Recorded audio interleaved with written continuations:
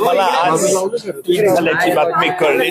अरे काय करताय बघा हे असं अरे काय करताय कॉमन नंतर अरे लावा कॉमन करू अरे लावा कॉमन करू ऐका एक कॉमन करू आता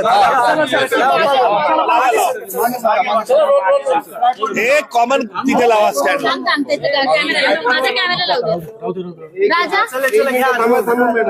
लावा ना कॉमन कॉमन आहे ना हो सर थांबा जरा इथं गोंधळ आहे घ्या तुम्ही जशी मिळेल तशी घ्या सर तुमची नियुक्ती करण्यात आलेली आहे काय पुढचा तपास असेल आणि काय नेमकं या प्रकरणात तुम्हाला पाहायला मिळतं? हो ठीक आहे अमोल सर खाली घ्या ना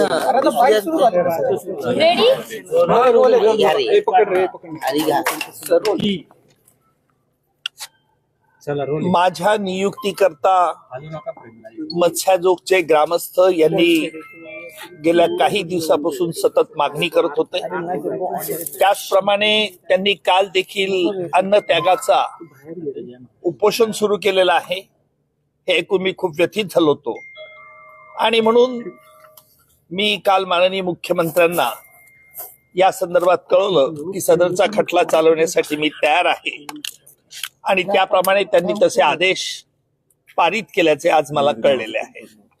अर्थात मी याकरता माननीय मुख्यमंत्र्यांचा आभारी आहे आणि आपल्या माध्यमातून मत्स्याजोगच्या सर्व ग्रामस्थांना आवाहन करेल की आपण उपोषण हे सोडावं।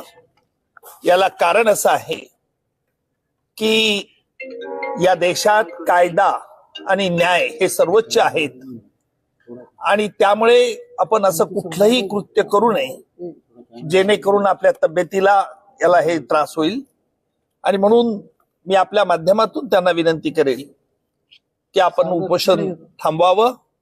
या खटल्यातील तपास यंत्रणे ज्या वेळेला आरोपपत्र दाखल करतील त्याच्यानंतर आम्ही हा खटला तातडीने चालवण्यास घेऊ एवढं मात्र मी आपल्याला आश्वासित करतो। सर पण तुमच्या नियुक्तीवरून विरोधक आक्रमक करतायत म्हणजे तुमचीच बॅट तुमचाच बॉल असं सरकार एक प्रकारे करतं या प्रकरणात। खरं म्हणजे माझ्या नियुक्तीचे पडसाद राजकीय उमटतील याची मला यापूर्वीच कल्पना होती आणि माननीय मुख्यमंत्र्यांना देखील मी हे विशद केलं होतं। माननीय मुख्यमंत्र्यांनी त्यावेळेला मला स्पष्ट सांगितलं होतं की राजकारणात यापूर्वी देखील विरोधी पक्षाचे अनेक वकील राजकारणात होते आहेत।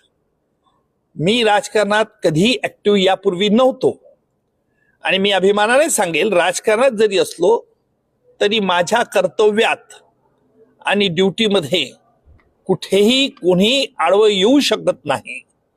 त्यामुळे त्याच जोमाने जे मी चालवत होतो अर्थात विरोधकांची जी काही त्यांचं म्हणणं असेल गाऱ्हाणं असेल त्याला मी काही महत्व देत नाही कारण विरोधासाठी विरोध करणं हा त्यांचा स्थायी स्वभाव सध्या आहे। लवकरात लवकर संतोष देशमुख यांना न्याय मिळावा कुटुंबियांना यासाठी कशा पद्धतीने ही लढाई घेतली? अजून मी आरोपपत्रही बघितलेलं नाही। आरोपपत्र दाखल झाल्यानंतरच या संदर्भात मला सविस्तरपणे बोलता येईल। धन्यवाद। आव्हानं काय वाटतंय त्यातून? एक मिनिट